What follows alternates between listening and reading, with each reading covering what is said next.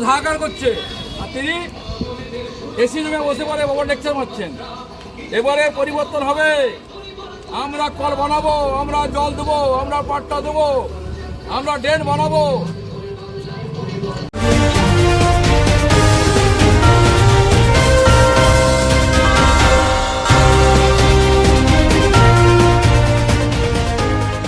সাম্প্রতিক সময়ে বাংলার ভোটযুদ্ধের ময়দানে মাছ বিতর্ক অন্যতম একটি বিষয় হয়ে উঠেছে। শুধু তাই নয়, বাংলার মাছে ভাতে বাঙালির কাছে এটা একটা আবেগ। তা খুব ভালো করেই বোঝেন রাজনৈতিক দলের নেতারা। তাই ভোটের ময়দানে সেই আবেগে খোঁচা দিতে শুরু করেছে শাসক বিরোধী দুই পক্ষই। তৃণমূল দলনেত্রী মমতা বন্দ্যোপাধ্যায়কে কয়েকদিন আগে বিজেপির মাছ বন্ধ করে দেওয়া নিয়ে মন্তব্য করতে দেখা গেছে, আর তারপরেই রাজ্যের বিজেপি প্রার্থীদের অনেকেই মাছ নিয়ে ভোটের ময়দানে নেমে পড়তে দেখা গেল। আবার বৃহস্পতিবার হলদিয়ার সভা থেকে প্রধানমন্ত্রীকে আবার বাংলায় মাছ উৎপাদন নিয়ে উৎকণ্ঠা প্রকাশ করতেও দেখা গেল। পাশাপাশি বলতে শোনা গেল বাংলা এখনো অন্য রাজ্যের প্রতি নির্ভরশীল। আর তারপরেই মোদির সেই মন্তব্যের আবার পাল্টা জবাব দেন তৃণমূল নেত্রী মমতা বন্দ্যোপাধ্যায়। আর এবার প্রধানমন্ত্রী নরেন্দ্র মোদির মন্তব্যের পাল্টা দিলেন দুর্গাপুর পূর্বে তৃণমূল প্রার্থী প্রদীপ মজুমদার। তিনি বলেন, আমরা এই রাজ্য থেকে প্রায় 2 লক্ষ টন মাছ অন্য রাজ্যে রপ্তানি করি। কিছু মাছ আছে যা অন্য রাজ্যে ভালো হয়। উনি কি জানেন বাংলায় কত মাছ লাগে? উনি তো মাছ খাওয়াই বন্ধ করে দিচ্ছেন। আমরা এখান থেকে প্রায় 2 লক্ষ টন মাছ অন্য অন্য রাজ্যে এবং এক্সপোর্ট করছি, এবং আমরা স্বভাবতই এটা স্বাধীন ভারতবর্ষে এমন কিছু মাছ আছে যেগুলো অন্য জায়গায় ভালো হয়। যেমন বাংলার অনেক বৈশিষ্ট্য আছে, বিশেষ মাছ আছে যেগুলো বাইরের লোক খেতে ভালোবাসে।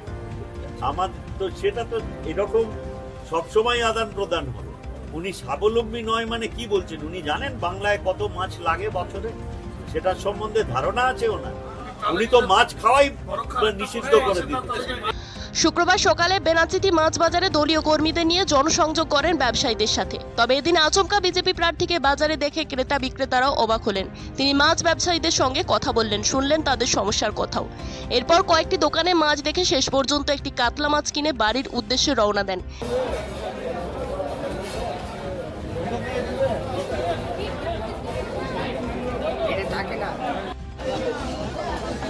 চিংড়ি কত? চিংড়ি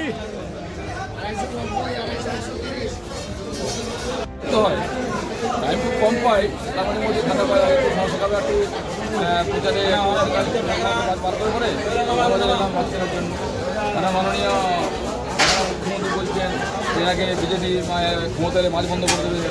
মাছের সমস্যা আছে। বাংলার মানুষ বাঙালি আর মাছ ছাড়া কি ভাত খেতে পারে? এটা বাংলার কালচার, বাংলার সংস্কৃতি। থাক না থাক, মাছ চাই কম। চিংড়ি মাছ হোক আর লোকাল মাছ হোক, কাতলা মাছ হোক, বাজারে নামো। তার দিনে সকাল সকাল বাজারে মাছ খেলাম, বাজার ঘুরলাম। বাজার করতেছে নাকি বাজার করতে তার সঙ্গে দুটো কাজ একসঙ্গে হচ্ছে। দুটি হচ্ছে প্রচারে চলছে, কারণ ভোটের প্রচার চলছে, মাছ কেনা হচ্ছে, আমাদের জনসংযোগ হচ্ছে, আমাদের কথাবার্তা হচ্ছে, চলছে। বাজারটা ঘুরছি, বড় বাজার মার্কেটে পরিষেবা চলছে, যে অবস্থা মানে রপ্তানি আমদানি কেমন চলছে, মাছের অনেক কমে গেছে।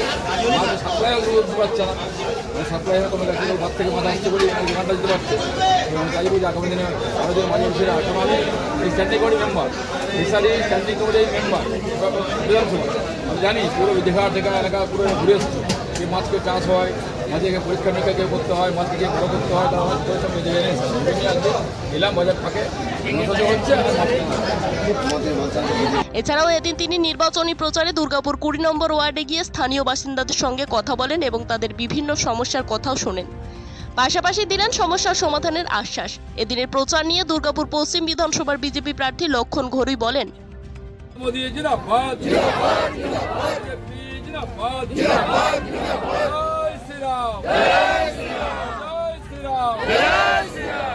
घर में पानी घुस जाता है, घर के अंदर पानी चला जाता है, बहुत हम लोग का टूटना जाने आने में प्रॉब्लम होता है, और जाने आने में प्रॉब्लम कर जाता है।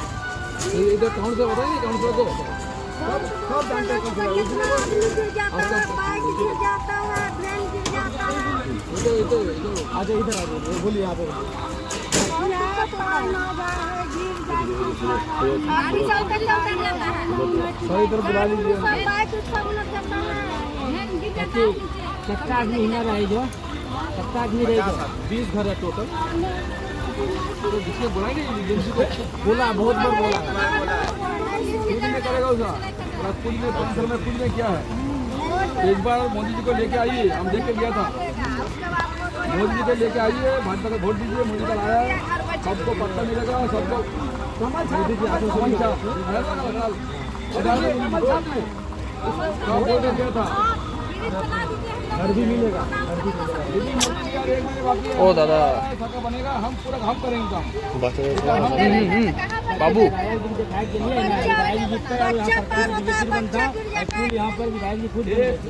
করে মানুষ, এই ওয়ার্ডের মানুষ, কোথাও ড্রেন নেই, কোথাও রাস্তা নেই, কোথাও জল নেই, মানুষ হাহাকার করছে। আর তিনি এসি রুমে বসে পড়ে বাবা লেকচার মারছেন। এবারে পরিবর্তন হবে, আমরা কল বানাবো, আমরা জল দেবো, আমরা পাট্টা দেবো, আমরা ড্রেন বানাবো। শুধু ভয় দেখে চলবে না, অনিত হয়ে গেছে। এই এলাকার মানুষ বসবাস করছে, শুধু আসেন গুন্ডারা আর ভয় দেখানো চমকায়, আর কেউ চমকাতে পারবে না। মোদিজি আসছে, এই জলের ব্যবস্থা আমরা করবো।